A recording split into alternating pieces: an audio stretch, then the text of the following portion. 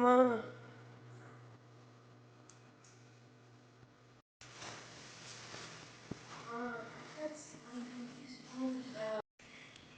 I was eating with these people that are after us, but it was just running out of order and chasing her, saying you should be quiet as quiet as you can.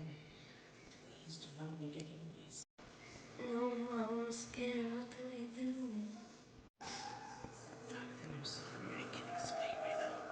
I promise you, as soon as we're safe, I'll tell you everything that's going on. Right now, I need you to be quiet, please. Please tell me about the door.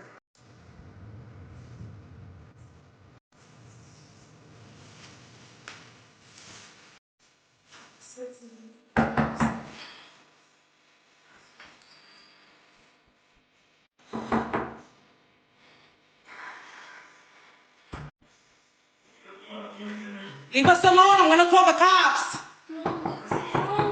Get away. You're scaring my kids.